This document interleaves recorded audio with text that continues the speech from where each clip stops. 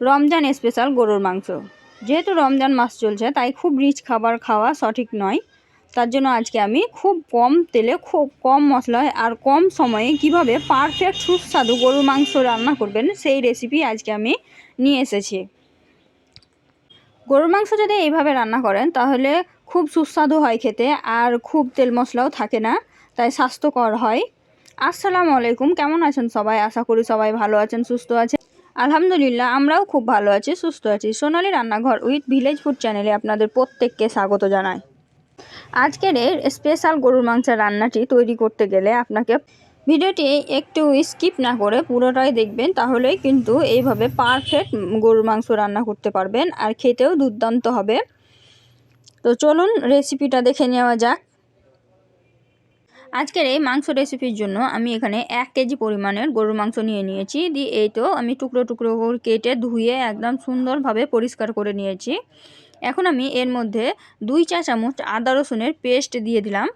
দিয়ে এর মধ্যে 1.5 চা চামচের মতো লবণ দিয়ে দিব। আপনারা আপনাদের স্বাদ অনুযায়ী লবণটা কম বা বেশি করে নেবেন। এরপরে আমি এর মধ্যে দিয়ে দিলাম 1/2 চা চামচ লঙ্কা গুঁড়ো। এটা ছোট থেকে বড় সবাই খাবে, তাই আমি লঙ্কার পরিমাণটা একটু কম দিয়েছি।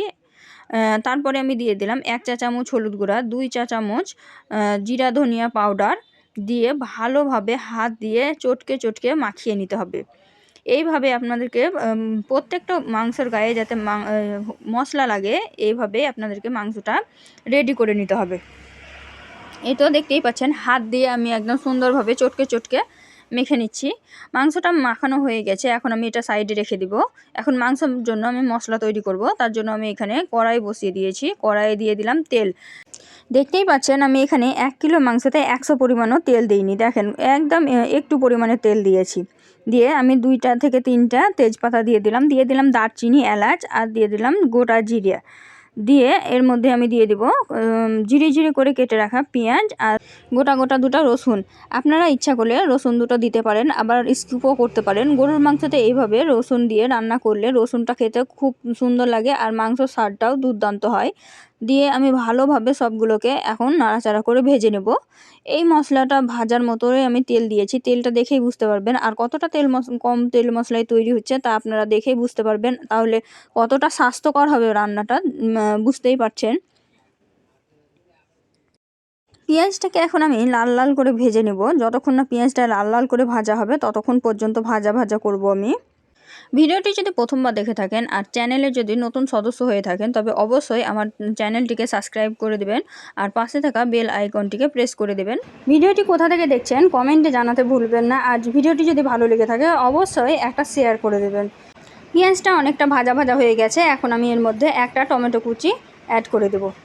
এই তো একটা পাকা টমেটো কুচি আমি ধুয়ে কেটে নিয়েছি, এখন এর মধ্যে অ্যাড করে মাখিয়ে নেব। দেখেন ভালোভাবে একদম কষিয়ে নিতে হবে। এখন আমি টমেটোটা যাতে তাড়াতাড়ি সিদ্ধ হয়ে যায় তার জন্য আমি এর মধ্যে 1/2 চা চামচ লবণ দিয়ে দিলাম। যেহেতু ওইখানে 1.5 চা চামচ লবণ দেওয়া আছে, তাই আমি এখানে খুব বেশি লবণ দেবো না, 1/2 চা চামচ দিয়ে দিলেই হয়ে যাবে। এখন পেঁয়াজটা পুরোটাই ভাজা ভাজা হয়ে গেছে, এখন এর মধ্যে আমি ম্যারিনেট করে রাখা সেই মাংসটা দিয়ে দেব। এই তো মাংসটা আমি দিয়ে দিলাম, দিয়ে ভালোভাবে নাড়াচাড়া করে কষিয়ে নেব।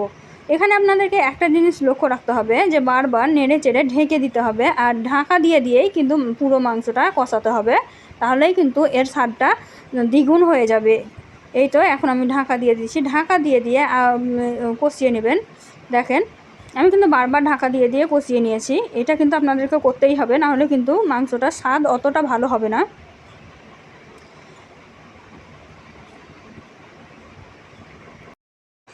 মাংসটা আমি অনেকক্ষণ সময় ধরে ভালো করে কষিয়ে নিয়েছি। কালারটা দেখলেই বুঝতে পারবেন যে কালারটা অনেকটা চেঞ্জ হয়ে গেছে, আর সাইডে সাইডে তেল ছাড়তে শুরু করে দিয়েছে।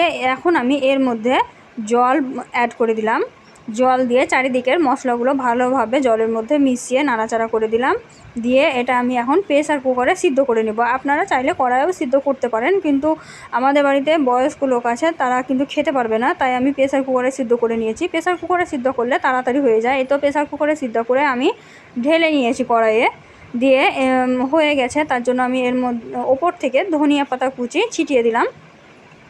দিয়ে একটু নাড়াচাড়া করেই নামিয়ে নিব। গ্রেভিটা আপনারা যেমন খাবেন তেমন করবেন। আমি এখানে খুব পাতলা আর খুব গাঢ় করিনি, মিডিয়াম করেছি। এই তো হয়ে গেছে, এখন আমি আপনাকে দেখাচ্ছি। মাংসটা আমি একটা বাটির মধ্যে নিয়ে নিয়েছি। দেখেন কতটা সুন্দর কালার হয়েছে, বোঝাই যায় না যে এত কম তেল মশলা দিয়ে রান্না হয়েছে। আর দেখতে যতটা সুন্দর হয়েছে, খেতে তার থেকেও দ্বিগুণ মজার হয়েছিল। এইভাবে যদি রান্না করেন তাহলে আপনারাও স্বাস্থ্যকর একটা রান্না খেতে পারবেন। ভিডিওটি যদি ভালো লেগে থাকে অবশ্যই একটা লাইক করে দেবেন, শেয়ার করে দেবেন, আর এই ধরনের নিত্য নতুন ভিডিও পেতে চ্যানেলটাকে সাবস্ক্রাইব করে দেবেন। ততক্ষণ সবাই ভালো থাকবেন, সুস্থ থাকবেন। দেখা হবে পরের ভিডিওতে। খোদা হাফেজ।